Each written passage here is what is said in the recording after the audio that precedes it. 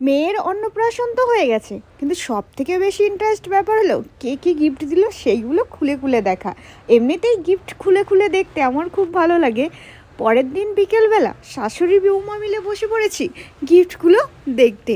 আমরা বেশিরভাগ পেয়েছিলাম কাঁসার থালা, তারপর হচ্ছে টেডি বিয়ার, আর হাতের যে টিক বলে রূপোর সেইগুলো।